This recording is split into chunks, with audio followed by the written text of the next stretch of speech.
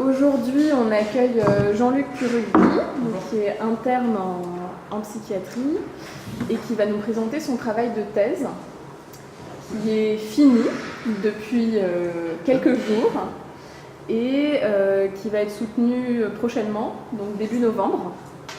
Donc c'est l'occasion pour Jean-Luc de préparer sa soutenance.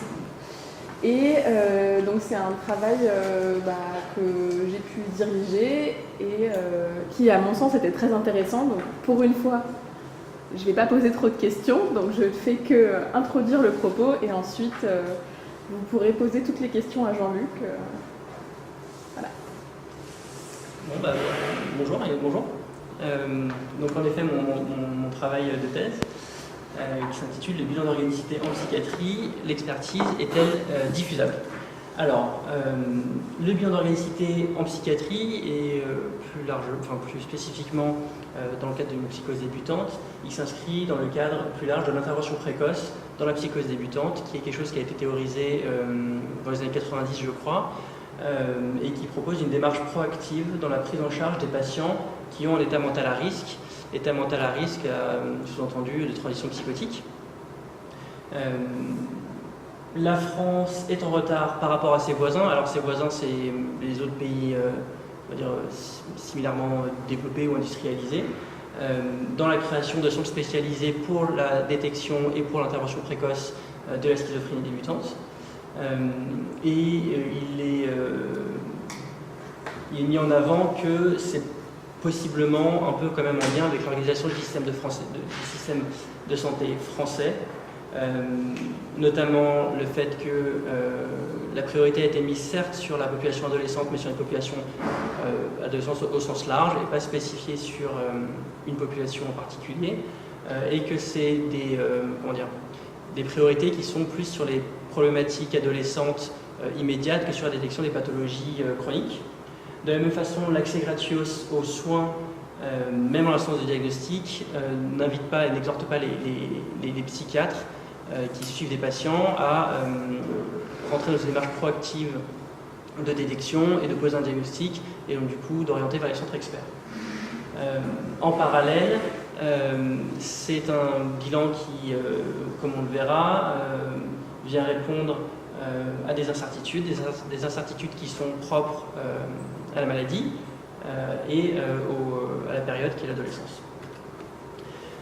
L'objectif qu'on s'est fixé, c'est d'étudier l'utilisation et la diffusion des examens complémentaires qui constituent le bilan d'organicité, qui sont globalement une imagerie et une biologie, en plus de l'examen clinique, physique. On a interviewé, on a interrogé des praticiens formés en centre expert. Ce que j'appelle centre expert, c'est globalement les CHU où il y a à la fois une prise en charge active et aussi de la recherche sur les questions d'intervention précoce. Donc des praticiens formés dans ces centres-là, mais exerçant sur les secteurs de psychiatrie infanto-juvénile principalement. On a eu quelques psychiatres qui exerçaient aussi sur les services de psychiatrie adulte.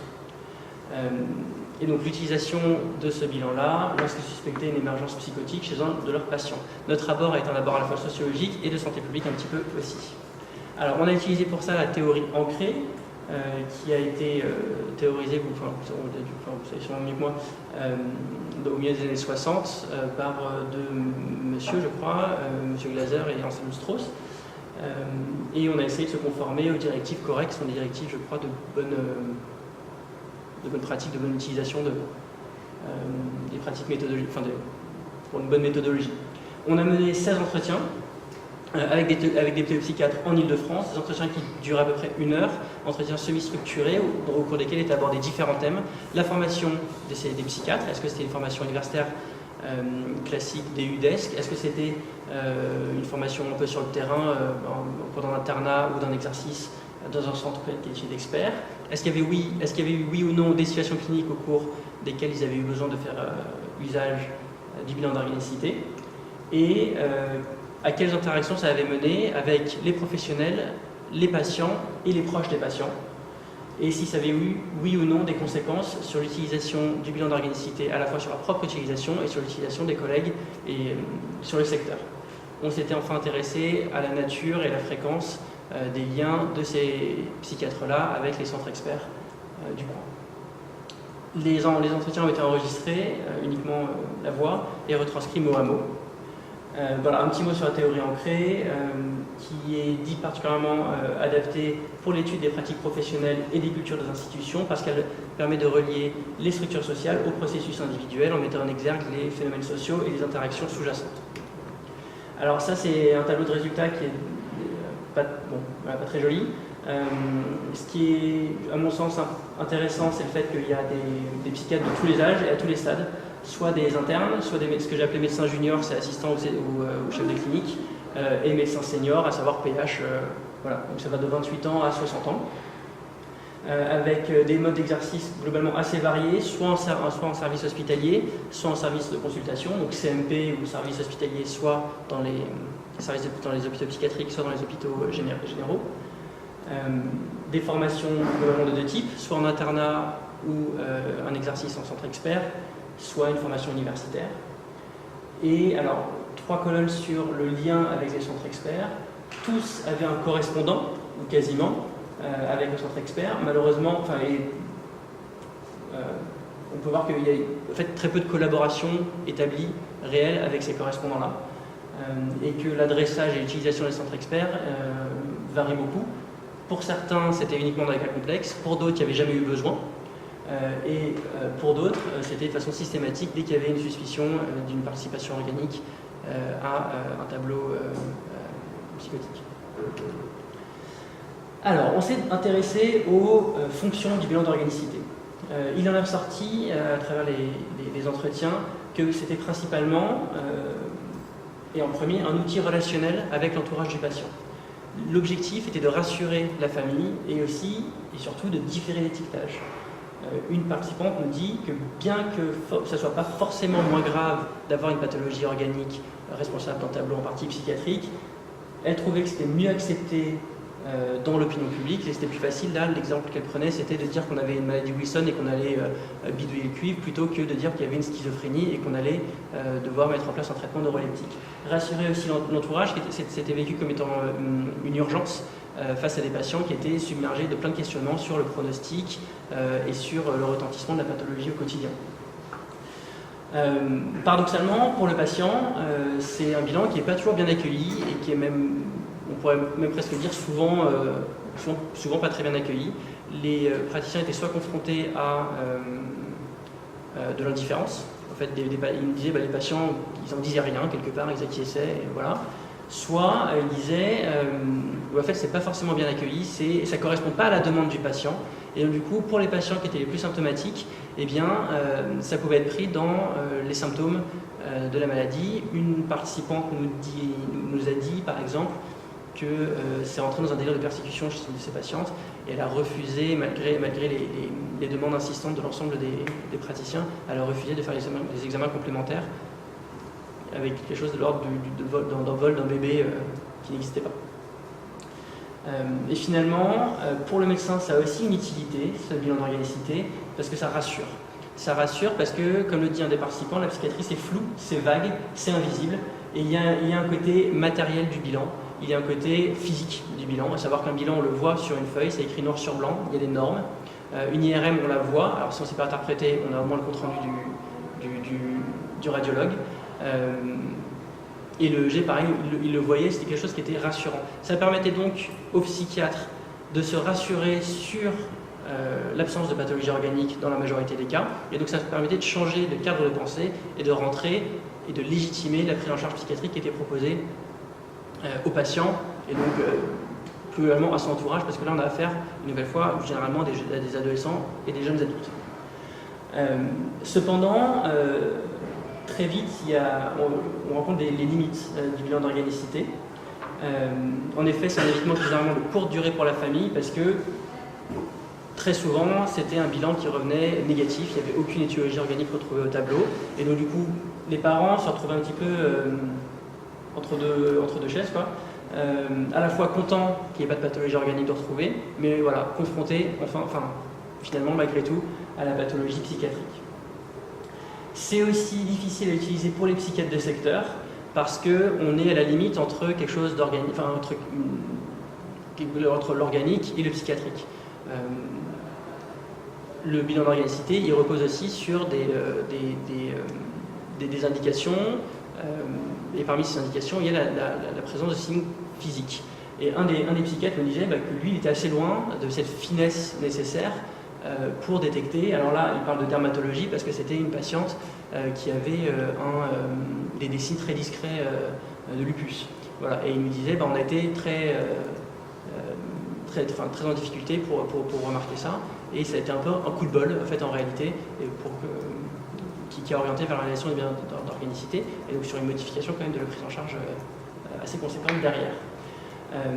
Et là, je vous parle juste de l'aspect médical de la chose, et on ne rentre pas encore dans les aspects de contraintes avec le plateau technique, avec le personnel disponible, etc., et avec la question du coût. Et donc toutes ces contraintes, elles engagent l'éthique professionnelle. Une des psychiatres me dit c'est emmerdant de faire tous ces papiers, mais bon, ça fait partie du boulot, ça fait partie d'une émission, donc je le fais. Par ailleurs, certains psychiatres nous ont dit que ça ne correspondait pas vraiment à leur pratique quotidienne, et du coup il y avait un phénomène un peu d'oubli. En fait, on utilise peu, on se souvient plus de ce qu'on nous a appris, finalement, il nous reste une connaissance assez partielle de la chose, ce qui fait que ça en devient aliénant. Un des participants nous dit je me dis je le fais, je le fais, mais c'est pas épanouissant, et ça devient un travail source de frustration. Alors, quid de l'utilisation du bilan d'organicité sur les secteurs? Qu'est-ce qui se passe lorsqu'on essaie d'importer ce bilan d'organicité avec toutes ses fonctions sur le secteur? Alors, les psychiatres qui sortent et les internes qui sortent des centres experts, ils arrivent riches d'un savoir que pas tout le monde n'a, pas tous leurs collègues ont. Et ils sont confrontés à ce que j'ai appelé une institution vieillissante, c'est-à-dire avec des connaissances qui ne sont peut-être pas autant à la pointe que celles qu'eux ils apportent. Et ils se retrouvent en position assez paradoxale d'être formateurs, et non plus juste formés auprès de leurs collègues. Plusieurs d'entre eux m'ont dit, j'aurais fait un topo, quoi. Ils m'ont dit, un peu démunis face à la situation, ils ont vu que moi j'avais des outils, et ils m'ont dit, il faut absolument que tu nous formes. Donc, un inversement des rôles. Il y a aussi le sentiment d'avoir le devoir d'être moteur dans l'application, dans l'utilisation du bilan d'organicité, face à des psychiatres qui jugent que c'est pas leur travail, ou que c'est pas leur métier, que ça rentre pas dans leur champ de compétences, et face à ceux qui ne savent pas, au fait, ils se retrouvent en position d'être moteur et notre première ligne, et c'est quelque chose avec un fort sentiment de devoir. Et finalement, c'est très bien d'arriver avec toutes ces connaissances, mais ils sentent quand même le besoin d'y aller globalement avec tact pour éviter de se heurter à des réticences auprès de leurs collègues qui n'ont pas les mêmes écoles de pensée. Une des participantes nous dit qu'il faut savoir l'amener, qu'il ne faut pas y aller, trop cash. Et une autre nous dira qu'elle est arrivée dans un secteur qui était plus d'orientation psychanalytique et qu'elle avait été cataloguée comme étant de ce genre de psychiatre qui compte les gouttes de Valium mais qui est incapable de parler de la psychopathologie du patient. Voilà. Ainsi, il y a plusieurs façons d'utiliser ou de ne pas utiliser le bilan d'organicité. Il y a ceux qui renoncent, disant que malgré tout c'est un petit peu casse-gueule et qu'il vaut mieux faire appel aux gens qui font ça un peu tous les jours et qui ont toute la machine derrière qui peut les accompagner. Et puis il y en a qui en fait arrêtent d'utiliser parce qu'ils se disent mais ça ne correspond pas à ma pratique à moi. J'ai continué en sortant de mon séjour en centre expert, j'ai continué, puis j'ai pas trouvé d'anomalie, donc quelque part j'ai arrêté de l'utiliser. Il y a ceux qui persévèrent, très fidèles aux enseignements du service de formation, qui prescrivent même exactement ce qu'on leur a appris. Ainsi, il y a eu deux participantes en particulier, l'une qui sortait d'un service où il était fait assez systématiquement l'ensemble du bilan, elle continue à faire comme ça. L'autre qui me disait il y avait un intérêt particulier avec de la recherche pour un dosage en particulier lorsque j'étais dans le service. Ainsi, j'ai continué à faire ce dosage-là. Quelque part, l'intérêt scientifique était prédominant sur l'intérêt clinique et sur l'adaptation aux patients qui avaient en face d'elle. Et finalement, il y a ceux qui bricolent. Il y a ceux qui bricolent, qui intègrent les contraintes qui sont spécifiques au secteur et qui décide de... le terme qui a été utilisé, c'est d'élaguer le bilan de base, peut-être d'élargir le bilan de base, c'est-à-dire d'intégrer les éléments du bilan d'organicité dans le bilan classique qui était fait chez eux, mais en différenciant, en disant, ben voilà, moi je prends ce qui est le plus facile, je prends ce qui est le moins coûteux, je prends ce que je peux faire chez moi sans trop de difficultés. Beaucoup, comme on l'a vu sur le tableau des résultats, chargent des soutiens extérieurs. Et chargent des soutiens extérieurs soit ils se tournent vers leurs confrères de centre expert, soit ils se tournent vers les confrères de spécialité. Alors avec plus ou moins de succès concernant les autres spécialités, certains nous disent en fait ils n'ont rien à secouer et c'est très difficile d'avoir un interlocuteur, d'avoir quelqu'un qui se mobilise.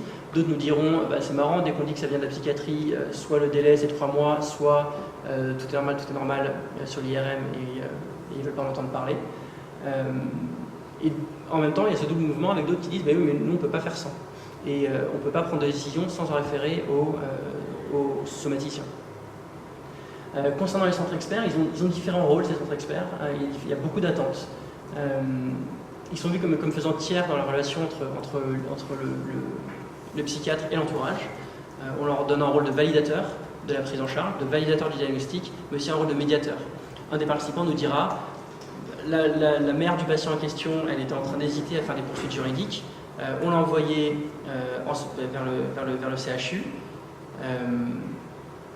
Et elle est tombée sur un PUPH. Et donc un PUPH en centre expert, ça a permis à la mère d'accepter au fait la prise en charge et le diagnostic qui a été posé par le secteur. De plus, ça permet d'avoir un interlocuteur, ça permet d'avoir quelqu'un avec qui discuter de la situation et quelqu'un avec qui prendre une décision. Et ça permet de diffracter la responsabilité médicale. Et ça, c'est quelque chose qui était recherché par certains des participants. Et finalement, ils sont vus aussi comme de potentiels formateurs. À la fois en se déplaçant dans les services pour faire soit des piqûres de rappel, soit former les gens qui ne sont pas sur les secteurs, mais aussi on attend d'eux qu'ils élaborent des recommandations et que le travail soit pré-mâché et qu'ils aient juste à appliquer les recommandations sur les secteurs. Par contre, faire appel à ses confrères, c'est s'exposer au mépris. Un des participants nous dira il ne faut pas être pris pour un jambon non plus. Chose marrante, avec l'idée que y a deux mondes qui sont séparés, qui communiquent quand même assez peu ou assez mal, et il pouvait se retrouver en situation d'avoir sa parole et son travail désavoué par le psychiatre, par le psychiatre expert, sans qu'il y ait d'échange. Et ça c'était quelque chose qui était resté au travers de la gorge et qui gênait un petit peu les interactions et qui n'aidait pas à ce qu'il aille demander du soutien. On a pu donc décrire un processus de transformation de ces psychiatres qui avaient été formés au cours du temps. On a utilisé pour ça le concept de carrière qui avait été défini par M. Hughes et le concept d'idéal type qui avait été défini par Weber. Alors le concept de carrière, j'en parle un petit peu à la fin, mais rapidement, c'est l'idée de transformer les personnes en activité et de dire une personne n'est pas qui elle est, mais elle est un peu ce qu'elle fait. Et donc du coup, on arrive à définir les actions et ce qui, si j'ai bien compris, ce qui amène aux actions, en fait, aux processus qui sont sous-jacents à l'évolution ici de notre pratique.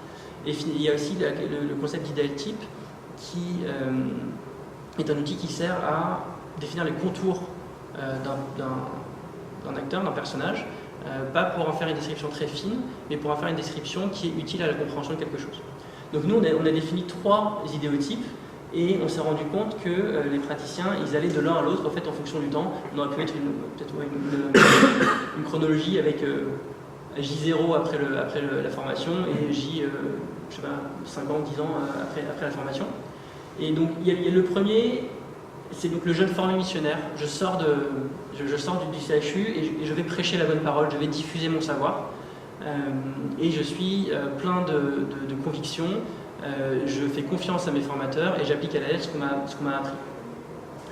Plus tard, après quelques mois, voire quelques années, quelques dizaines de mois de pratique, on se rend compte qu'on est face à des praticiens qui sont tiraillés entre leur éthique professionnelle, les contraintes qu'ils ont rencontrées et les interactions qu'ils ont eues avec leurs collègues.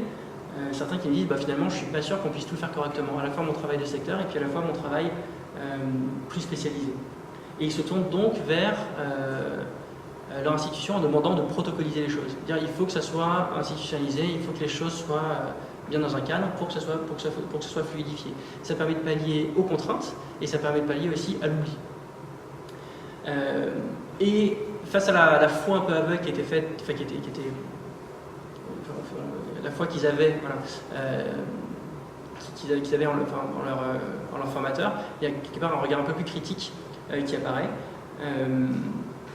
vis-à-vis du bilan d'anxiété, vis-à-vis des modèles études pathogéniques sous-jacents, et un peu l'impression de partir à la pêche, de ne pas très bien savoir un peu ce qu'ils cherchent, mais quelque part on n'a pas le choix. On se résigne à utiliser quelque chose dans lequel on ne croit plus autant.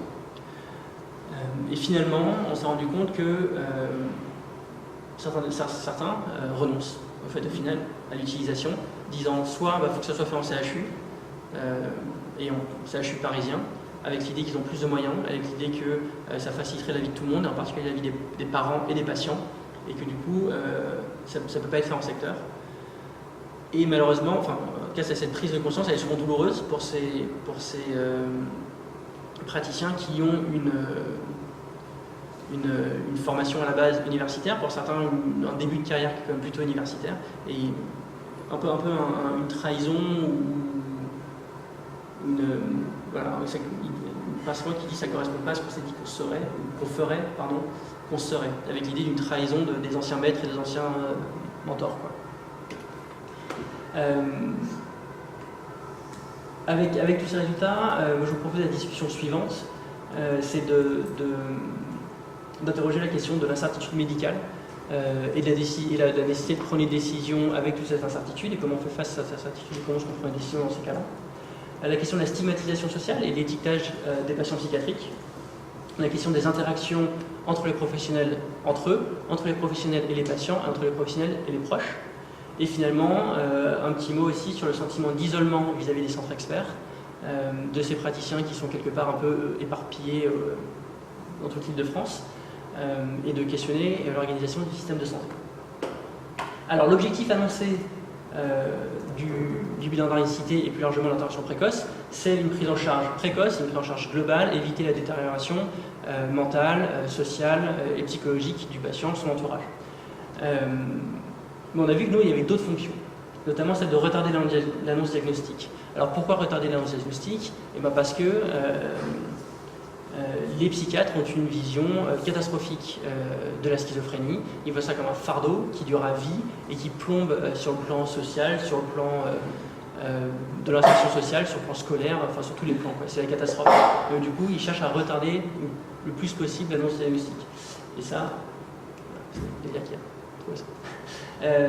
Il y a aussi la question de l'étiquetage. Alors qu'est-ce que la théorie de l'étiquetage ? C'est une théorie qui dit que le concept de soi et les comportements des individus sont influencés par les termes qui sont utilisés pour définir les individus. On ne dit pas à travers ça que le fait d'être étiqueté schizophrène va faire que vous serez schizophrène, on dit que ça influence, malgré tout. Et c'est lié aussi à la question de la stigmatisation sociale. On veut éviter d'étiqueter un patient, on veut éviter de le ranger dans une case, et on veut lui éviter aussi toutes les conséquences sociales que ça va avoir. Ainsi, il a été montré quand même qu'être étiqueté malade mental, c'était tout aussi préjudiciable que d'être étiqueté ancien détenu ou prostitué. Il est bien plus difficile, et ça c'est une porte ouverte, de dire que c'est compliqué de garder un emploi et même de réussir à avoir un bail de logement, un truc à louer, un logement. Le bilan d'anxiété, il sert aussi à gérer la relation entre le parent et le médecin. Alors comment ? Il donne une impression de dévotion et de maîtrise. On dit, voilà, je connais cette situation, je sais faire, et je vais aller au bout des explorations qui sont possibles pour votre enfant, ou pour votre proche. Mais ce faisant, on allonge la durée de l'incertitude, on allonge la durée pendant laquelle on ne va pas donner de diagnostic. Ainsi, c'est un phénomène qu'on appelle l'incertitude fonctionnelle, si j'ai bien compris, et qui permet d'éviter d'engager le dialogue avec la famille au sujet du pronostic, de la pathologie, etc. L'idée étant d'éviter aux parents et d'éviter aux médecins d'avoir à gérer la réaction initiale de désespoir, que dire bah voilà, votre enfant est schizophrène, avec tout ce qu'on a vu derrière de représentation que chacun a. Et l'idée, c'est que progressivement, on va amener la famille à se faire à l'idée d'une possible pathologie psychiatrique chez leur enfant, chez leur adolescent. Et finalement, ça permet aussi et surtout là aux psychiatres de maîtriser l'incertitude médicale. C'est quelque chose qui a été étudié par Madame Fox, je crois, et M. Knight il y a fort longtemps. Et l'idée, c'est que adhérer à une école de pensée, ça permet de plus se sentir seul. Ça permet de faire corps avec tout un tas de gens qui pensent comme nous, donc ça rassure. Et ça permet aussi de donner du coup des guidelines et de donner du coup une conduite à tenir dans des situations qui autrement sont des situations un peu touchy où il n'y a pas de réponse et il n'y a pas de prise en charge qui sont claires. Et finalement aussi avoir le statut d'expert, ça permet aussi aux médecins de maintenir un contrôle sur la relation, parce que ça crée un décalage important dans les compétences entre le patient et ses parents et lui-même. Et du coup, ça renforce un petit peu le contrôle de la relation parce qu'on a un interlocuteur, cet interlocuteur, c'est l'expert. Donc du coup, on ne peut pas aller voir quels sont les interlocuteurs non plus, et quelque chose d'ordre du respect de la parole, comme le disait l'autre participant, c'est un PUPH en centre expert, donc ça on jette. Et donc on l'écoute. Paradoxalement, ça peut aussi générer de l'incertitude. On acquiert un nouveau savoir. Un nouveau savoir, et le savoir, d'autant plus qu'il est spécialisé, ça permet de créer de la routine dans un travail qui sinon ne serait pas très routinier, quoi. Mais une prise en charge, c'est pas la compilation d'items cognitifs. C'est-à-dire que c'est pas quelque part, on ne fait pas que cocher des cases quand on porte un diagnostic, mais il faut aussi prendre en compte des éléments qui sont hétérogènes et qui sont propres à chaque patient. Et donc ça soulève des questions. Ça soulève des questions sur à quel patient est-ce que je prescris et comment j'interprète les résultats. Alors pourquoi? Parce que, comme on l'a dit, on a le savoir, on sait quand est-ce qu'il faut l'appliquer, l'utiliser, ce bilan, mais on se retrouve confronté à nos propres limites, à savoir celle d'avoir à trouver des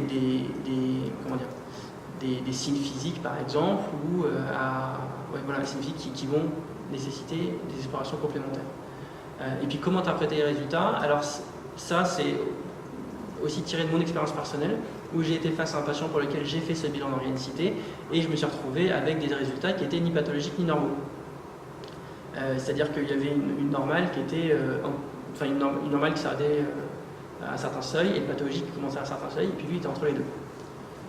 Et donc je me retrouvais avec un résultat qui était pour moi ininterprétable, et parfois je me suis aussi retrouvé avec des résultats, une nécrophorèse des protéines sériques pour tout vous dire, où je ne savais pas quoi faire de cette courbe que j'avais en face de moi et de ces dosages que j'avais en face de moi.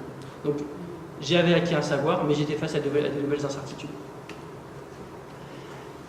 On s'est aussi servi du bilan d'organicité pour aborder la question du changement dans l'institution, parce qu'en fait il n'y avait pas de réel détracteur du bilan d'organicité. Personne ne disait moi j'y crois pas, moi je trouve ça nul.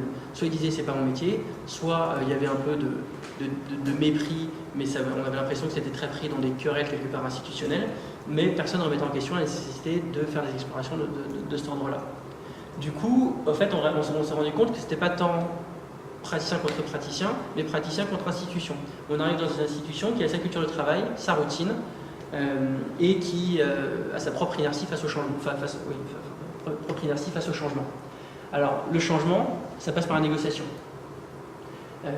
Et le praticien formé, il a une position particulière qui a été définie par M. Crozier comme étant le marginal séquent. Alors, qu'est-ce que le marginal séquent? C'est un maillon, c'est un passage obligé entre deux mondes qui, sans lui, ne communiquent pas ou communiquent mal, à savoir le secteur et le service, le centre expert. Ce qui fait qu'on a un pied dans chaque monde, donc une appartenance partielle dans chaque monde. Donc à la fois, ça nous donne une position de force parce que ça nous permet d'être moteur et ça nous permet de créer une dynamique de changement, mais à la fois, c'est une position qui est difficile à gérer parce qu'en fait, on n'appartient pas pleinement à aucun des deux mondes. On n'appartient que partiellement du coup aux deux mondes. Voilà. Ce qui peut faire qu'on se retrouve dans une situation compliquée. Une des participantes nous dira, ils m'ont dit tu fais comme tu veux, mais en même temps je savais que j'allais être seul face à la difficulté. Et du coup, elle me dit, c'est ce qui a mené un peu à mon renoncement. En plus de ça, le processus décisionnel, il est complexe. Ça passe par des CME, ça passe par des réunions de service, ça passe par tout ça. Et il y a plein de parties prenantes, les chefs de pôle, les chefs de service, les somaticiens, l'ensemble des personnes du secteur, etc. Tout ça s'entraîne donc un changement qui est long, dont l'issue est incertaine. Et c'est ce que Crozier appelle le phénomène bureaucratique.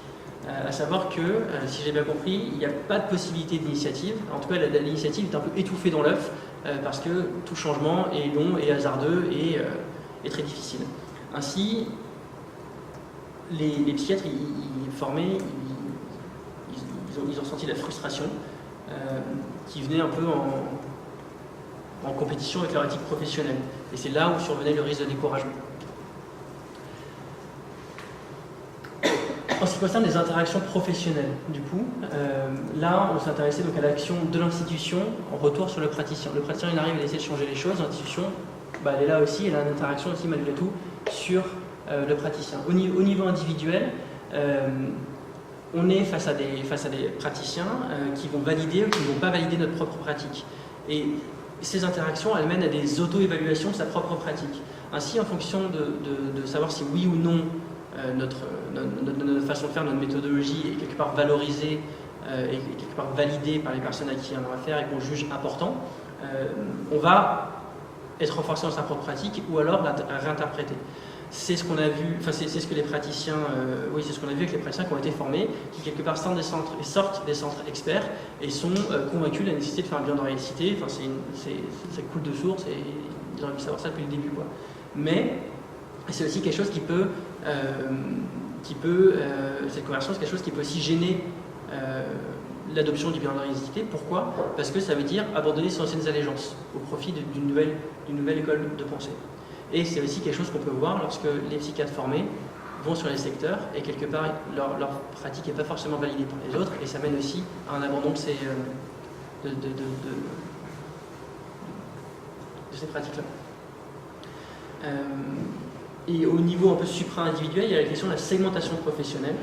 Segmentation professionnelle qui entraîne une division, formelle ou informelle, en tout cas j'ai compris, du travail. C'est-à-dire que chaque segment va déléguer le sale boulot à un autre segment. Alors qu'est-ce qu'un segment? En fait, un segment, c'est une coalition ou un groupe de praticiens qui fonctionnent pareil, qui ont la même méthodologie, la même façon de penser, d'accord? Et donc du coup, qui vont favoriser un travail par rapport à un autre. Donc de fait, ils vont se concentrer sur quelque chose et déléguer ce que eux jugent comme étant le sale boulot à un autre segment, donc à un autre groupe de praticiens qui, eux, vont avoir intérêt à une méthodologie particulière et pour qui ça ne va pas constituer un sale boulot, en réalité. Et ces segments, ils interagissent entre eux en permanence. Ils restent pas, c'est une profession qui, en tout cas la profession médicale et les psychiatres, ils interagissent quand même beaucoup entre eux. Et donc du coup, ces interactions, ça peut créer des conflits, des forces dynamiques et donc du changement. Mais nous, on a vu qu'on avait donc le segment des praticiens formés, le segment des praticiens de secteur, ou du secteur en général, et qu'il y avait des issues qui étaient variables. Pour certains, il y avait un élargissement du bilan de base, pour d'autres, il y avait un élément du segment qui était un petit peu isolé et qui essayait coûte de faire son truc dans son coin, et pour d'autres, il y avait quelque part un essoufflement, et donc du coup, un peu la mort du représentant du segment des praticiens formés. Et le quid de l'EBM, j'ai pas trouvé mieux pour formuler la question de l'evidence-based medicine et donc du coup du savoir médical et de la conception positiviste de la médecine. Tu précises un tout petit peu ce que c'est, parce que je suis pas sûr que tout le monde connaisse. De quoi? L'evidence-based medicine. L'evidence-based medicine, c'est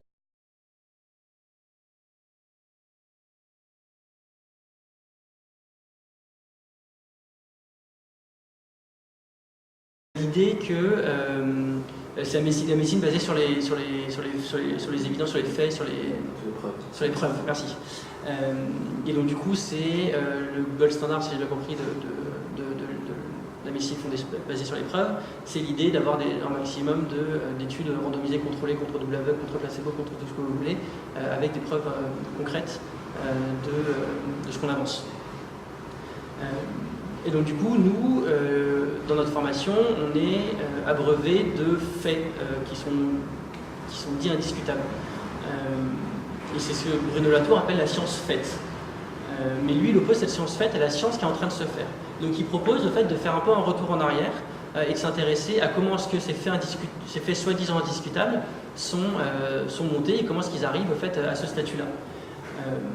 Nous, on a essayé de s'intéresser à la science faite, en train de se faire, en s'intéressant aux controverses et aux considérations scientifiques ou non scientifiques qui façonnent le bilan d'organicité qui est mis en place sur les secteurs.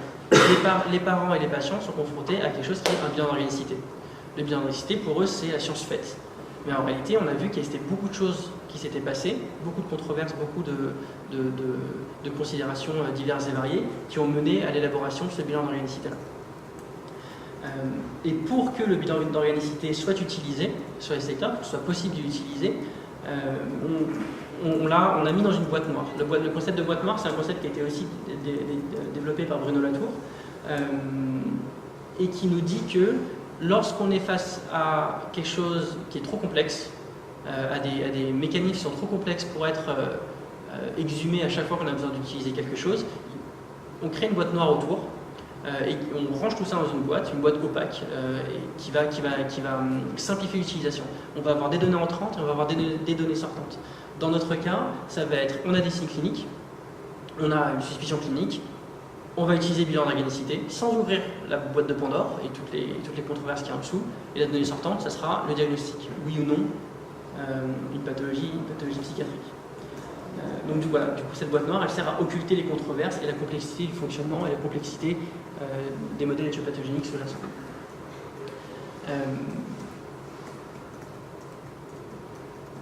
Et notre praticien là-dedans, il arrive avec une vision idéaliste de la médecine et qui est confronté, et de sa pratique d'ailleurs, et il est confronté à des situations concrètes.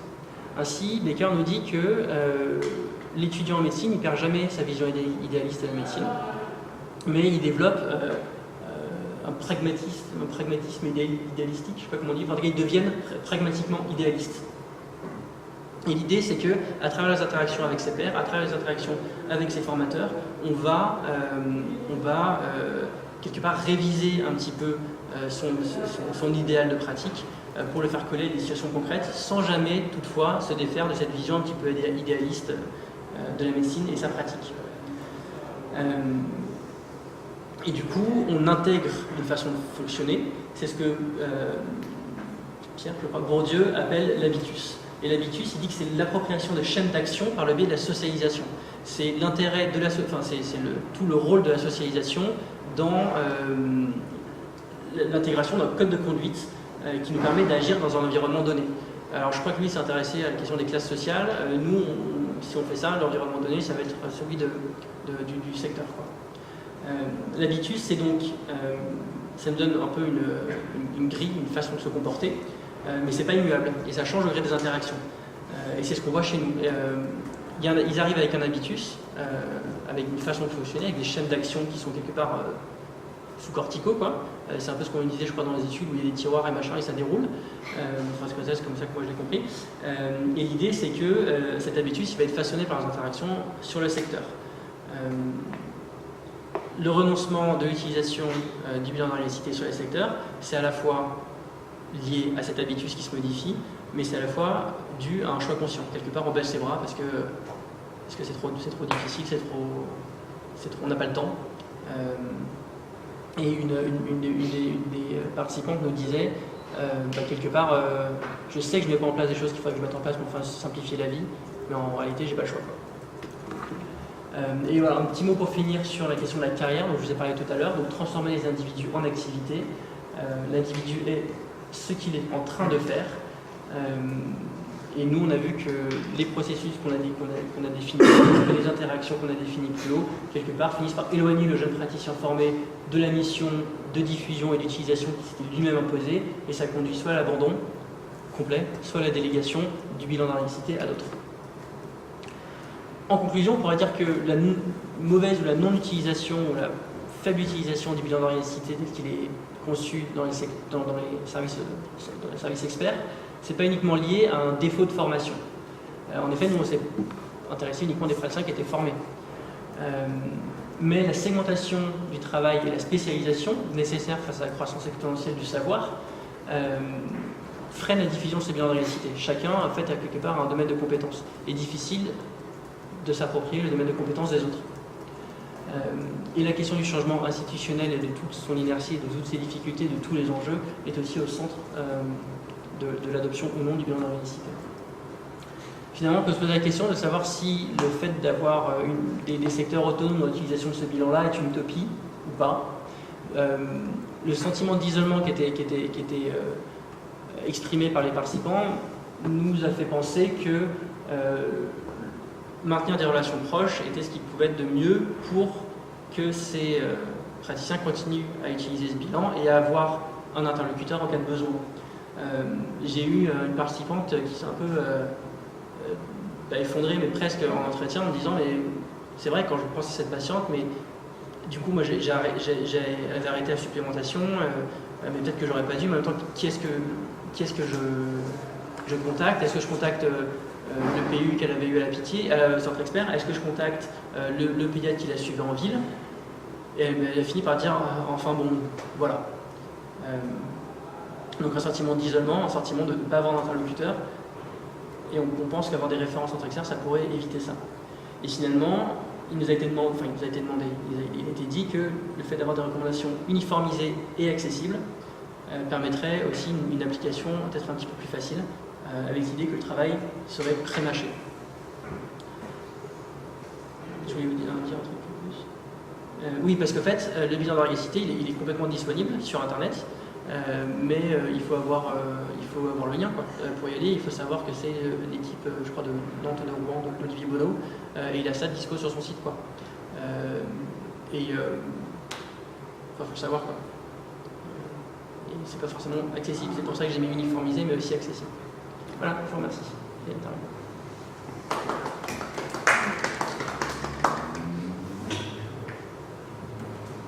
Je t'en prie, t'as pris les notes.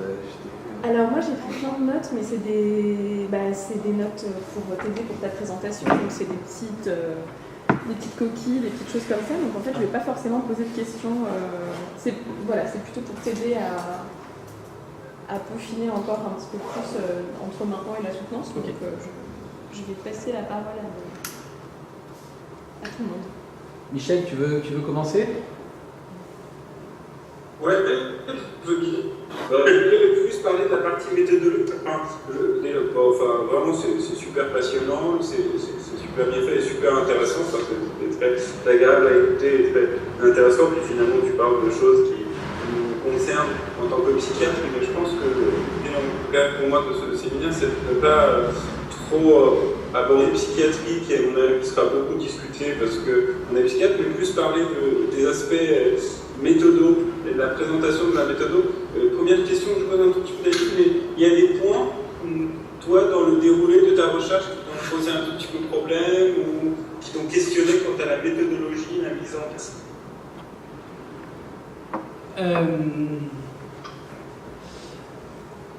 Alors oui, ce qui m'a un peu questionné, c'était les participants, le choix des participants. En effet, j'ai eu l'impression, on m'a toujours parlé de la population d'études, etc., et j'ai eu un petit peu du mal à me laisser un peu guider et me laisser un peu couler par les participants qui venaient à moi et qui étaient disponibles pour les entretiens. Ça a été compliqué. Et finalement, oui. Ton recrutement, tu l'as fait au fur et à mesure en essayant de voir, je sais pas si finalement, ce qu'on fait l'inclusion. Pas très bien compris quoi, pardon? Les inclusions, oui. Les personnes que tu as interrogées. Alors comment ça s'est déroulé? C'était par effet boule de neige, je crois, c'est comme ça qu'on l'appelle. Alors moi j'avais envoyé un mail à l'ensemble, avec des mailing lists, celle de la FEP, celle de la PEPS, qui est donc le syndicat des internes d'Île-de-France, et celle de la JPJA, donc les jeunes éditologues et jeunes psychiatres.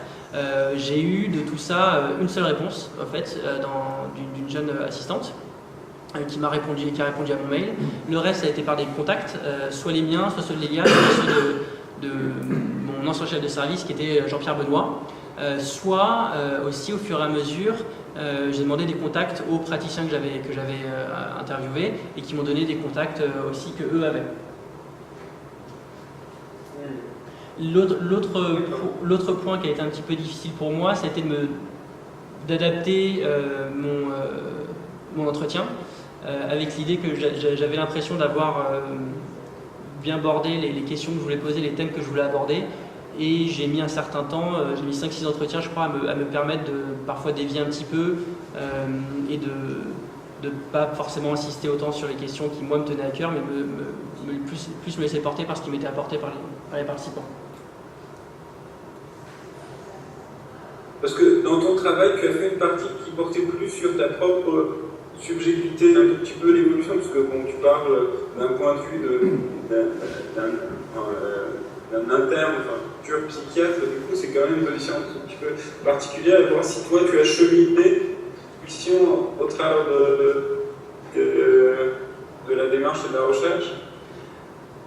Alors, j'ai essayé autant que possible de pas me servir de mon expérience et de ma formation. En réalité, j'ai commencé à lire un petit peu sur toutes les théories de la discussion un peu tard, quoi, vers le milieu de mes entretiens. Et j'ai pas l'impression d'être un expert non plus sur le bilan d'organicité, sur toutes les questions d'éthiopathogénie, quoi. Donc j'ai pas eu besoin de faire d'efforts pour me détacher un petit peu de... Je pense que la question aussi de Michel, c'est toi, en tant qu'interne, quand tu as commencé sur ce sujet-là, quels étaient un peu tes a priori, quel était ton parcours? D'accord.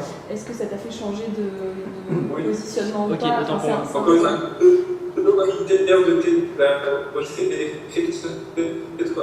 de se situer d'un point de vue personnel par rapport à cette question de recherche et de pouvoir témoin qui a Michel, on t'entend un pas problème de bien. connexion, on t'entend pas bien. On t'entend pas bien, Michel.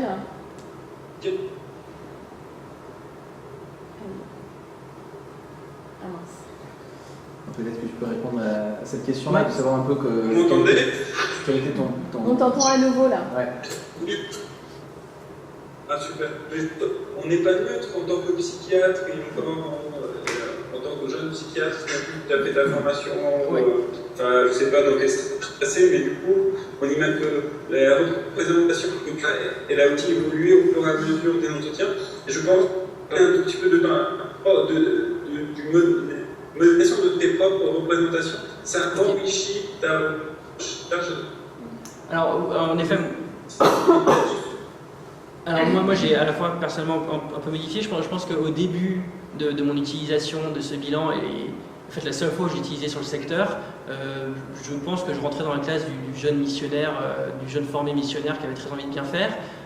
J'avais foi en ce que je faisais et surtout j'avais appliqué à la lettre ce qu'on m'avait appris. Alors, oui, alors moi j'étais passé dans un service universitaire où j'avais rencontré quelqu'un qui avait travaillé au CEJAD, qui m'avait complètement appris ce que c'était que les états mentaux à risque, ce que c'était que la théorie de l'intervention précoce, et qui m'a en fait mis le bilan dans les yeux en me disant c'est ça qu'il faut chercher, voici dans quel cas il faut le chercher. Donc moi j'ai fait ça pendant 6 mois et suite à ça je suis passé sur le secteur où j'avais des temps de consultation, un centre pour adolescents, et je suis tombé face à un jeune patient que je pensais en train d'évoluer tranquillement vers la schizophrénie, mais avec une atypicité en particulier, l'âge de survenue des troubles qui était très, très précoce. Et donc je m'étais dit qu'il fallait que j'aille chercher un petit peu plus loin. En réalité, moi je me suis confronté donc, du coup, à ces bilans, à ces résultats que je n'arrivais pas à interpréter, et je me suis illico tourné vers ma formatrice, que j'ai dérangé en plein milieu de ses vacances, qui a eu la gentillesse de bien vouloir me répondre et de prendre le temps de descendre de son vélo pour me répondre, et qui m'a donné un peu des clés pour essayer d'avancer. et je me suis rendu compte de la nécessité d'avoir un bon réseau d'interlocuteurs, parce que je l'ai rappelé en disant j'ai contrôlé ce que je devais contrôler, j'ai complété ce que je devais compléter, mais je suis toujours en difficulté. Et là, elle m'a dit appelle tel spécialiste, métabolicien, dans tel hôpital universitaire, pour qu'il t'aide. Donc moi, j'étais ce jeune formé, et je pense qu'aujourd'hui, en effet, je serais plus du côté du praticien un peu tiraillé entre j'ai envie de bien faire, mais en même temps, j'ai j'intègre petit à petit les contraintes du secteur et voilà. Et alors, pour ce qui est de la discussion, moi ça m'a beaucoup enrichi.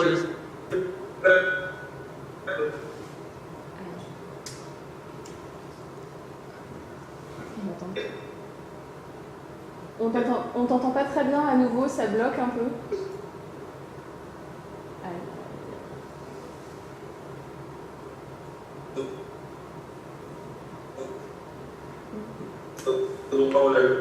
Non. Coupe ta vidéo, Michel. Je pense que t'as pas de connexion. Ah là, c'est mieux. Oui. Ah, super. Est-ce que tu peux répéter ta question? Oui, bien sûr. La question portait sur le fait que souvent, quand on est dans une démarche qualitative, on peut avoir initialement tendance à se méfier de sa propre subjectivité en se disant finalement, j'ai pas envie de renvoyer trop des trucs personnels ou de ma propre démarche, et c'est presque introspectif. Mais je trouve que le faire figurer dans ta thèse ou même dans la soutenance, c'est quelque chose finalement qui est assez positif sur le plan de presque l'honnêteté méthodologique de la démarche, de comment ça s'est passé. D'accord. Et encore une fois, bravo pour ton travail. J'espère que pardon, c'est le jury qui peut dire, mais enfin, j'espère que tu auras l'occasion de publier, de valoriser aussi parce que c'est quelque chose d'assez parlant par rapport à ce qu'on dit pour avoir connu un peu les trucs dans le cas. Ok. On y travaille. Et l'autre chose que je voulais dire, c'est que ça m'a aussi enrichi personnellement, parce que la question d'incertitude médicale, c'est quelque chose qui me questionnait beaucoup. Et aussi le fait de pouvoir lire là-dessus, ça a été quelque chose d'assez... déjà, c'était quelque chose quelque part d'universel en réalité. Et que chacun avait des techniques, et en fait, on avait un peu tous la même, qui était de se former au maximum pour essayer d'y faire face. Ça a été assez intéressant aussi. Voilà. Est-ce que tu as d'autres questions, Michel? Ou on passe à Jonathan? Non, pas l'idée de discussion, c'est pas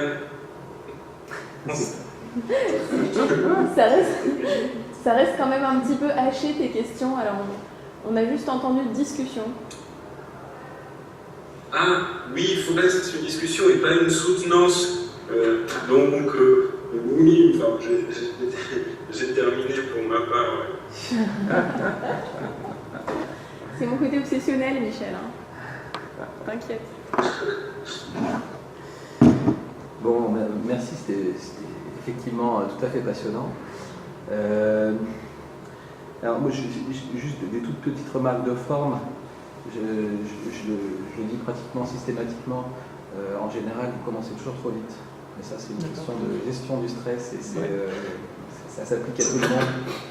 J'avais une prof de théâtre qui nous apprenait à faire la respiration. Donc, il faut aller 5 minutes avant ta tête dans les chiottes et tu bouges tes bras en soufflant très fort. Comme ça, pendant 5 minutes avec chaque membre, et comme ça, tu arrives, tu es complètement détendu et tu commences tout doucement. Quand tu fais ça dans les chiottes d'un congrès et que tu sors et qu'il y a le président de ta séance qui est à côté et qui se demande ce que tu fais, c'est un peu la honte. Ok, je m'assurer d'être là. Voilà. Bon, sinon, il y avait effectivement ton tableau, je pense qu'il faudra le présenter autrement le jour de ta soutenance. Tu sais, peut-être une façon de présenter toutes tes données, c'est de faire des histogrammes, enfin des barres, tu sais, qui se remplissent avec, je sais pas, le nombre de praticiens de CMP, et tu as les CMP, les machins, les trucs, les oui, les non, et comme ça te donne le chiffre et de manière très visible, et tu ne perds pas d'infos, et en même temps c'est beaucoup plus visible parce que là, effectivement, ce tableau-là, on ne le voit pas. Voilà. Et puis peut-être la dernière remarque de forme, c'est peut-être, mais ça je pense que de toute façon tu n'auras pas le même temps de présentation à ta soutenance. Je te conseillerais de limiter un petit peu ce que j'ai senti. J'imagine que c'est beaucoup plus développé dans ta thèse, mais il y avait un peu un effet listing de concepts sociologiques, si tu veux. Ouais. Et en même temps, comme c'est des concepts que a priori nous on maîtrise pas bien, et ton jury ne maîtrisera pas bien, tu es obligé de les expliquer. Du coup, tu prends du temps à expliquer les concepts un par un, et ça fait un peu listing. Voilà, donc je pense que pour une soutenance de thèse, tu as intérêt à recentrer sur un ou deux concepts qui te semblent les plus importants. D'accord, c'est ce que je savais pas. En fait, j'ai un peu eu la même impression en répétant hier soir. Et je me disais, il faut que j'essaie de faire du lien entre chaque, mais en réalité, j'avais l'impression de faire un peu catalogue, quoi. Je pense que c'est simplement qu'il y en a trop. Ouais. Moi, je dis toujours à mes étudiants, il faut limiter le nombre de thèmes parce que tu as envie de faire plein de thèmes dans tes résultats. Et si tu en fais trop, ça fait listing et tu perds le fil. Tu vois. Même si tu fais du lien entre les thèmes, à la fin, tu as oublié le premier et tu sais plus de quoi on parle. Et donc là, il y en avait probablement un peu trop, un peu trop pour le temps que tu avais. Donc je pense que comme tu auras encore moins de temps, tu as intérêt à choisir ce que tu penses le plus important pour ta soutenance. D'accord. Alors peut-être, moi, encore une fois, je trouve ça très, très passionnant, je le répète, mais tu es en thèse de psychiatrie. Hein. Oui. J'attends, qui va être ton jury? Marie Krebs, Marie Speranza, Caroline Guibartré, Lélia et Jean-Pierre Lemoine. D'accord. Parce que j'attends une remarque sur le fait que tu as fait une thèse de sociologie, presque, tu vois, et tu as presque oublié les aspects psy au sens large, tu vois. Hein, tu parles, Lélia ne va pas être d'accord, je m'en doutais, mais tu vois, il y a énormément, c'est passionnant, mais je me dis, voilà, peut-être qu'on va te faire le reproche que tu es psychiatre et que tu n'as qu'une lecture sociologique. En tout cas, c'est peut-être ce que tu as accentué énormément sur les aspects sociologiques, et peut-être qu'il manque un petit peu de lecture psychologique. Alors moi j'ai pensé à deux, trois trucs quand tu racontais, qui sont, voilà, que je te donne, tu en feras ce que tu veux.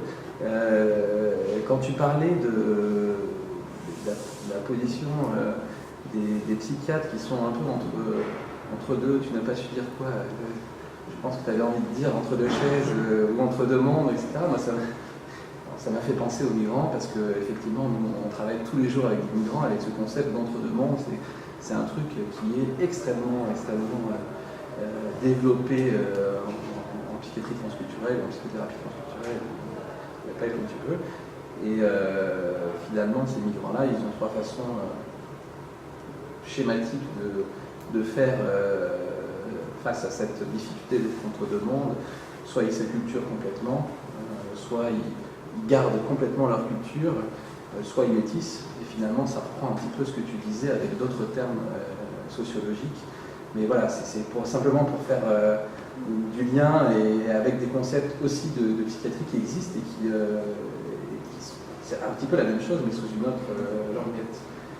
Tu peux aussi penser à tout ce qu'a écrit Mélanie Klein sur le développement du nourrisson et les positions schizoïdes, paranoïdes et dépressives, et finalement tu as un petit peu de ça dans le passage d'un psychiatre ou d'un interne formé à une evidence-based médecine idéale, où voilà, c'est issu d'études qui parlent d'un patient idéal qui n'existe pas et d'un cadre idéal qui n'existe pas, et puis ils arrivent dans la pratique où ils sont confrontés à une pratique qui est différente, et à un contexte qui est différent, et donc il y a effectivement quelque chose de l'ordre d'un deuil du patient idéal et de la psychiatrie idéale. Voilà, j'ai pensé à ces deux choses. Il y en a sûrement d'autres, tu vois, mais c'est simplement pour... je pense que c'est important d'apporter les deux, tu vois. Hein. C'est justement la richesse de ta position de psychiatre et en même temps d'aller chercher du côté de la socio, c'est pertinent, mais il ne faut pas oublier non plus la psychiatrie, sinon tu deviens sociologue. C'est très riche, c'est très bien, mais tu es aussi psychiatre et c'est ça qui fait ta richesse. Et tu vois, tu as ces deux aspects-là. Il y a l'entre-deux de la migration, mais il y a aussi l'entre-deux de l'adolescence. Si j'ai bien compris, toi tu travailles avec des ados. C'est vrai que les ados renvoient justement à cet entre-deux, enfants, adultes, peut-être qu'il y a un lien aussi avec la psychothérapie institutionnelle, la théorie sur l'homologie fonctionnelle, de comment les institutions fonctionnent comme une façon qui soit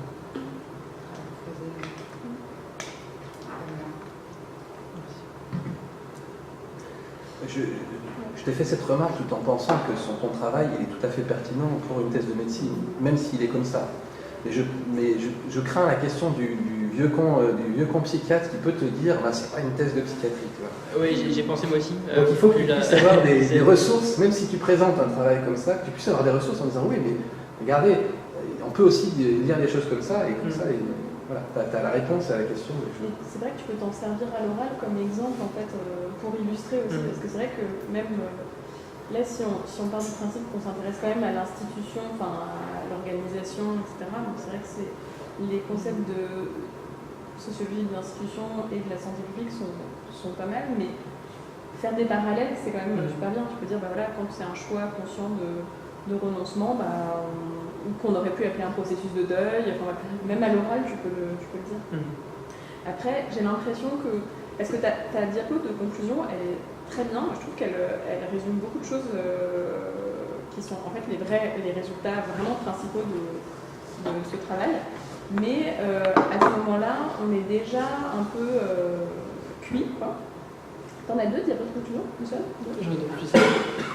Ouais, les deux diapos de conclusion, je trouve qu'elles sont vraiment importantes et qu'il faudrait élaguer un peu dans la partie sociaux pour que tu aies le temps d'en reparler, parce qu'en fait, en conclusion, ça c'est vraiment des conclusions de santé publique de la psychiatrie et qui donc en fait sont des conclusions de psychiatres hyper fortes. Ça veut dire que, et ça c'est un des trucs qui n'était pas très clair au début, enfin on en reparlera, mais c'était pas mal, ça aurait été pas mal quand même de parler un peu des hypothèses qu'on avait au départ, c'est-à-dire comment est-ce que ce travail a été construit. Ce travail a été construit pour répondre à la question, est-ce que on n'arrive pas à diffuser le bilan d'organicité uniquement parce que les psychiatres de secteur refusent de se former et ne veulent rien entendre. Ce qui était quand même un peu la rumeur à ce moment-là, et notamment ce travail, tu peux le dire aussi, qu'il a été pensé avec Marie-Odile Krebs, avec l'équipe qui s'occupe de faire la promotion de l'intervention précoce, et qu'en fait, leur préjugé au départ, c'était il n'y a pas assez de formation, les psychiatres ne se forment pas assez, et c'est pour ça que ça ne prend pas. Et finalement, la conclusion de santé publique que tu donnes, et pour le coup, certes, moi je trouve que l'outil sociologique il est intéressant en tant qu'outil de santé publique, il te montre que c'est pas uniquement une question de formation et qu'on aurait beau former tout le monde une fois au bilan d'organicité. Par exemple, on met tous les psychiatres, tous les jeunes internes, ils ont 1 heure sur le bilan d'organicité pendant leur séminaire de formation obligatoire, et ben on voit bien ici que ça ne viendrait pas résoudre le problème, puisque c'est un champ qui est tellement complexe qu'on ne réussit pas à diffuser l'expertise, quoi. Et donc ça, tes deux diapos de conclusion, elles sont très très claires, je pense, et ça vaudrait le coup de leur laisser un peu plus d'espace, parce que là, tu reprends vraiment d'un coup une position de psychiatre, et de psychiatre qui s'intéresse en fait des politiques de santé, parce que là, tu montres quoi? Ça ne suffit pas de faire que des bilans, que des formations. Il faut faire des recommandations qui soient utiles, enfin, c'est-à-dire qui soient mobilisables, qui soient suffisamment simples pour pouvoir être utilisées, suffisamment pratiques, qui soient connues de tous. Enfin, ça, c'est vraiment des politiques de santé. Et des politiques d'organisation. Ça veut dire que si les promoteurs du bilan d'organicité veulent que ça se diffuse, ils doivent se charger, prendre la responsabilité d'être des interlocuteurs fiables et permanents pour les gens qui vont finalement le rappeler. Un peu comme le médecin traitant à qui on demande d'être coordinateur du parcours de soins. Dans ce cas-là, le psychiatre expert du CHU doit être coordinateur du parcours de soins du patient sur le secteur pour ce qui est du bilan d'organicité, quoi. Donc, je trouve que tes conclusions, elles sont très fortes et que ça vaut le coup de leur laisser plus de place. Et que ça t'évitera aussi la question de est-ce que c'était que de la socio. Et il y a aussi la question thérapeutique avec le lien avec la famille. Et je pense que ça, c'est un des points importants. Moi, ça me parle. Peut-être pas par rapport à la schizophrénie, mais on voit que certains parents s'investissent plus parfois quand on parle de la santé, et pas la santé mentale. Et c'est vrai que ça les amène plus facilement vers les soins à la maison des ados, à Vicelle. Souvent, on utilise pas un bilan d'organicité, mais un bilan somatique par la pédiatre pour amener les parents vers les soins, sinon ils ne viennent pas. Je ne sais pas si c'est apparu dans tes résultats. Alors, c'est pas apparu parce que l'abord était différent. C'était des parents qui amenaient leurs enfants au psychiatre. Donc c'était pas un moyen de leur faire accepter les soins, mais plus un moyen de retarder la psychiatrie, quoi, la confrontation avec la psychiatrie. Tu as une idée de l'épidémiologie des troubles, des diagnostics d'organicité sur les troubles mentaux, enfin, tu vois, à quel point le bilan d'organicité reviendrait positif si on le faisait systématiquement? Alors, j'ai pas le chiffre à quel point ça revient positif, mais j'ai le chiffre, j'ai l'étude dans laquelle il y a le chiffre de pathologie organique, de troubles simulant schizophrénique, chiffre que j'ai oublié. Et l'étude est sur mon bureau parmi d'autres que je vais lire pour moi. Donc je suis désolé, je crois que c'est de l'ordre de 10 à 12%, mais je suis pas sûr. Cela dit, c'est vrai que ça vaudrait le coup d'avoir une diapo au début sur le bilan d'organicité parce que tu rentres directement dans le sujet comme si on savait ce que c'était. Et en fait, juste remettre la définition, qu'est-ce que c'est, à quoi ça sert, peut-être mettre un petit exemple peut-être pas, parce que c'est quand même très très long, c'est beaucoup de listes d'examens, mais quelques examens qui appartiennent au bilan d'organicité. Et du coup, sur cette diapo-là, tu peux mettre un chiffre comme ça d'épidémiologie pour savoir combien je sais pas, soit combien reviennent positifs, soit quel est le pourcentage en fait de... Ouais, puis ça permettrait de justifier un petit peu aussi ta position qui est quand même... on sent que derrière tout ça, tu es quand même plutôt en faveur de ce bilan d'organicité, quoi. Enfin, on a ce sentiment-là, hein. Tu l'as dit de manière un petit peu masquée tout à l'heure, tu n'arrivais pas trop à le dire, mais on le sent quand même. Et bah, voilà, il faut le dire. Et puis voilà, tu le justifies aussi. S'il y a 10% des troubles mentaux qui sont liés à un trouble organique, bah, ça a du sens de faire une batterie d'examen. D'accord. Et du coup, ouais, ça te permet... Mais je suis pas assez d'accord avec ce que dit Jonathan. C'est le fait de... C'était ça aussi qui m'avait un tout petit peu tiré. C'est vrai que poser comme un fait, hein, enfin, je pense que ça permettra d'avoir un déroulé un tout petit peu plus... Enfin bon, si tu étais sociologue, tu pourrais ne rien connaître du tout du bilan d'organicité et puis aller comme ça, mais malgré tout, si tu étais sociologue, tu aurais une vision, un préjugé de ce que c'est que le trouble de la pathologie mentale, vraiment, voilà. Mais tu aurais un peu, là, quand tu as la main dans le cambouis, quoi. C'est toi qui le fais, ce bilan d'organicité. Donc forcément, tu as un avis dessus au départ. Ce d'autant qu'un sociologue ne mettrait pas les conclusions que tu as proposées. C'est-à-dire qu'il s'abstiendrait de faire des recommandations. Alors que là, dans la conclusion que tu proposes, tu fais des recommandations, enfin tu te positionnes en tant que psychiatre, justement qui s'intéresse à la santé publique, comment améliorer cette diffusion. Et donc à ce moment-là, tu reprends quand même une position de médicale. Moi, je dirais que c'est des recommandations de santé publique, mais en tout cas, du coup, ça te rapproche beaucoup de... Enfin, ça fait de toi un psychiatre qui pose des recommandations de santé publique, quoi. Donc, si ça peut t'aider, je pense que tu peux dire que la sociologie est un outil et qui, moi, je trouve, est quand même pertinent parce que ça permet de trouver des recommandations, je trouve, qui sont pas faciles, enfin, qui sont quand même, je trouve, vachement pertinentes si on veut vraiment diffuser ce bilan. Enfin, je pense que l'équipe de Marie-Adèle Krebs pourrait être contente d'avoir des recommandations aussi claires sur comment faire diffuser son bilan. Donc c'est quand même des outils pertinents, mais tu l'utilises en tant que psychiatre qui s'intéresse à ça. Voilà. Parce que c'est vrai que j'avais répondu à mon propre questionnaire au début sur tes conseils. J'avais mis sur papier moi ce que je pensais de tout ça. Je ne l'ai pas intégré dans la thèse, mais en effet, je vais peut-être du coup en parler à l'oral pour planter un peu le décor. À l'oral, tu peux garder par exemple 2-3 préjugés que tu avais à ce moment-là. Et est-ce qu'ils ont été confirmés, est-ce qu'ils ont été complexifiés ou infirmés par ton travail?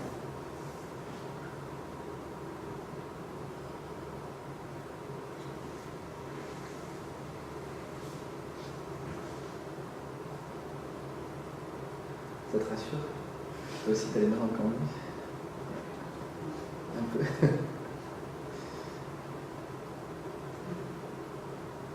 Vous avez plus de questions? On a épuisé les questions.